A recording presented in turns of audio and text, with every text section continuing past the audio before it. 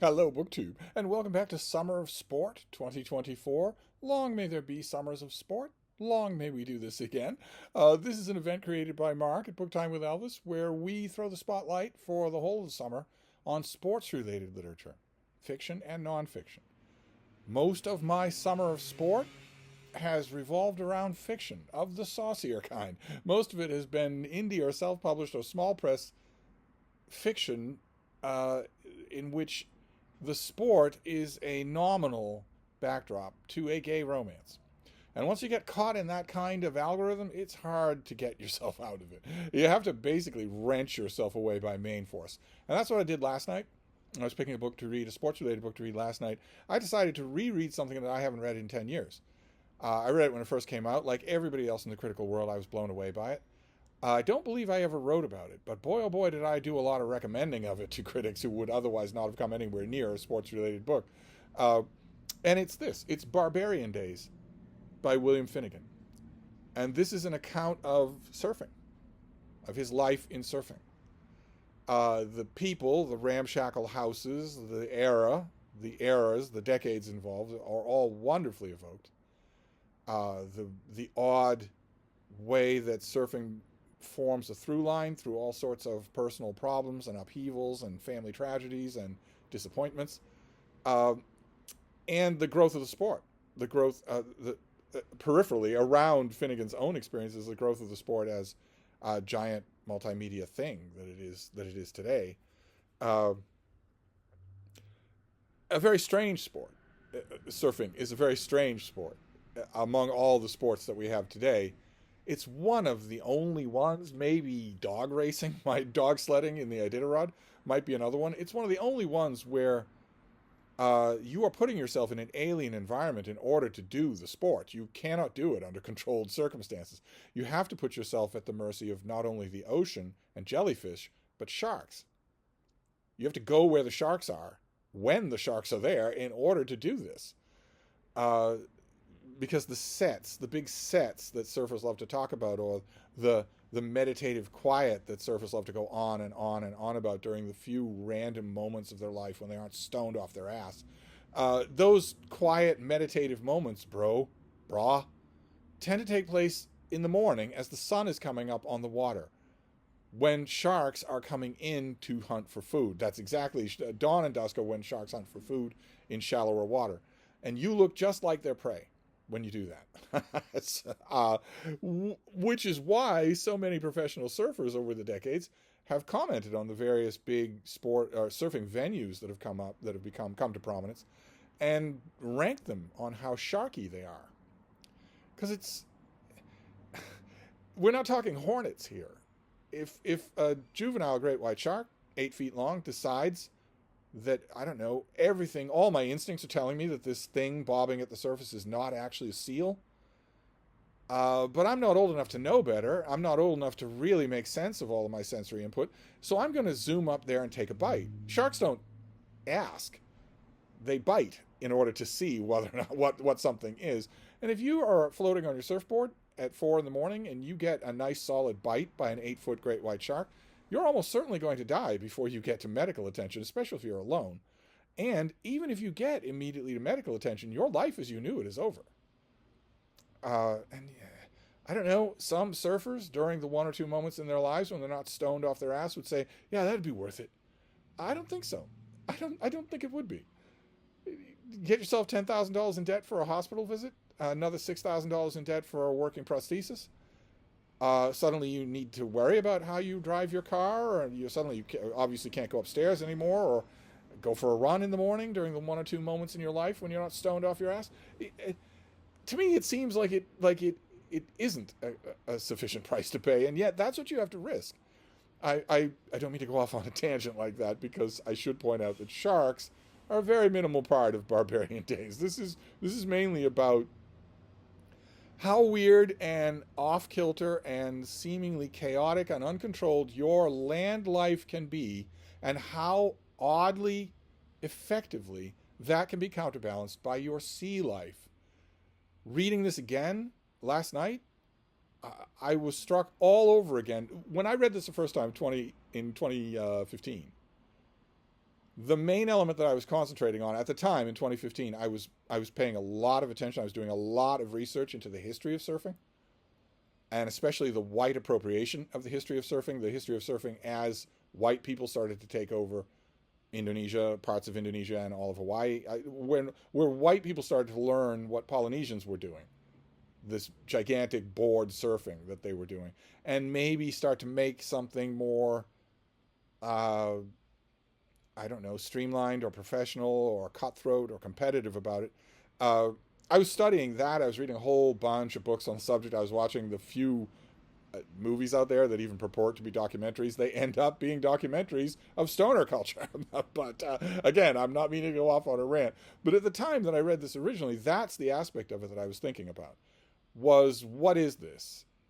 How is this taking over your life? How are you suddenly carrying a board on the top of your car?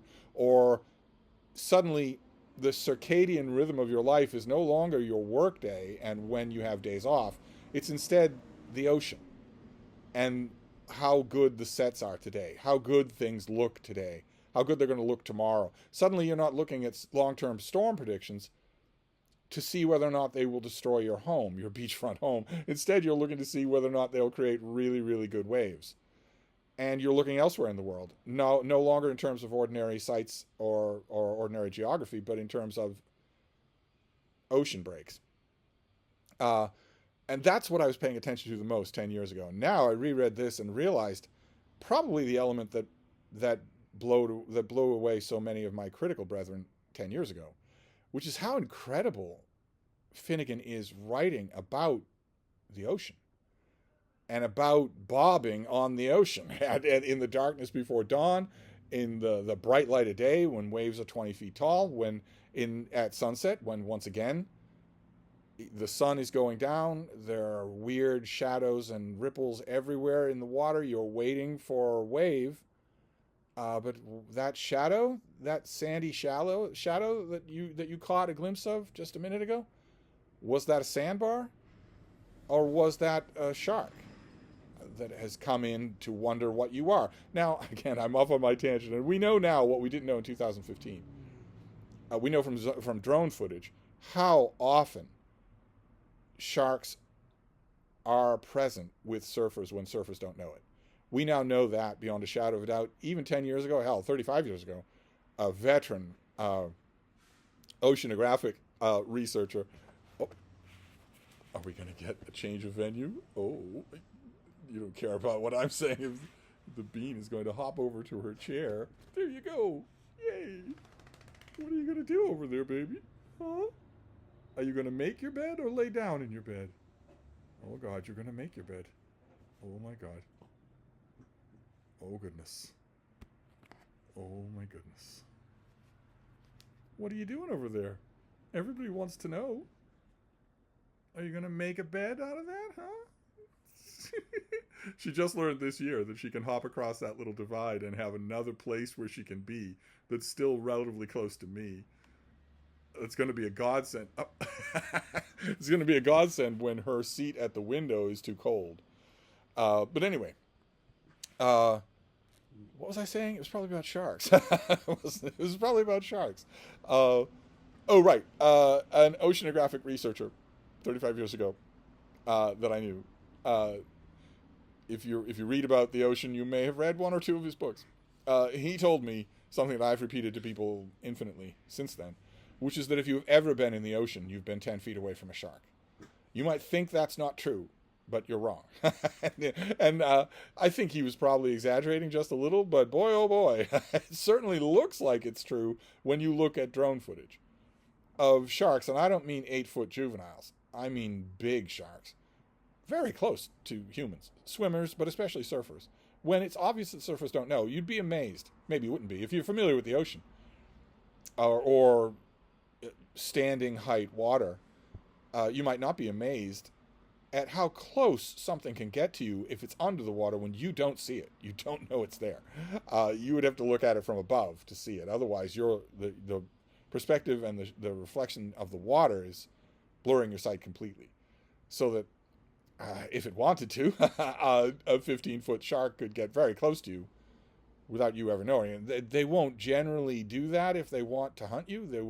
They are speed and ambush predators, so they would rocket at you. But anyway, I've drifted onto sharks again when I shouldn't, because the point I'm trying to make about this book is how beautifully it's written. Those segments, those intervals, and they're all throughout the book, those intervals where the ocean suddenly takes over Finnegan's narrative voice, his narrative awareness, those intervals are amazing. This was a very, very enjoyable reread. Very enjoyable. And surfing is a sport. I mean, it draws huge crowds. There are huge, lucrative deals to be made. It's only the really biggest top-line surfers who already have the endorsement deals. They already have the sponsorships. They already have a sizable nest egg, even though these guys go through money like you wouldn't believe, mainly because, say it with me now, they're stoned most of the time. It's only those surfers, the ones at the very top of the game, who can refuse an event because it's too sharky. That's the reason that they'll do it. They'll never refuse an event because of the undertow or the danger. There are a couple of breaks in the world, not any in the United States, but a couple of breaks in the world that are themselves physically dangerous. If you don't know exactly what you're doing, you could break your neck with no sharks anywhere around. But the reason that those big-name surfers tend to turn down events is because they're too sharky. Because there are too many sharks, and it only takes one. All it takes is one shark to come in and decide either to take a bite to find out what you are, in which case you lose something you're not getting back, or take you away from the other sharks in the shallows into deeper water to figure out what you are, in which case you're not coming back. So apparently I am not able to talk about a surfing book without turning it into a shark talk. Nevertheless, I'll stress again two things. One, sharks are a very, very, very small part of this book. And two, this book is wonderful. Just wonderful. My God. What a classic way to wind down the summer of sport. This is probably the greatest surfing book ever written. And I've read a lot of them since then. And now easier than ever for me to say that. So it's a strong recommend. If you especially, oh my God, if you're a surfer, then even an occasional surfer, then you absolutely have to read this book during the 1 or 2 minutes of your day when you are not stoned off your ass. But otherwise, if you're not a surfer but you're interested in the subject, oh my God, such an experience. So my summer of sport was not only not gay hockey romance, it was also a great book. It wasn't anything phoned in at all. It was a great reread, which has an element of risk involved in it, right? You don't, when you reread a book from after 10 years that you really loved originally and sang from the rooftops. I didn't just love Barbarian Days originally. I also sang it from the rooftops. I told other critics, you must pay attention to this. It's not only that, it's that I also loved it. And after 10 years, you go back, there's a danger that you won't love it, that you'll see all of its flaws. I loved it even more the second time. I noticed the beauty of it the second time, and a lot more than I did the first time. So Barbarian Days, it's a reread, but it does add to the roster of great books that I have read in the summer of sport. I've read a handful of them. I've read a lot of gay hockey romance, but I've read a lot of books that were terrific this summer. This is a good event. So I'm going to keep going. Today is Tuesday. The month ends on Saturday. So I'm just going to keep going all week with more sports related stuff. So I'll be back with a scouting report tomorrow. We'll see what I do tonight. So I'll be back. Thank you, BookTube.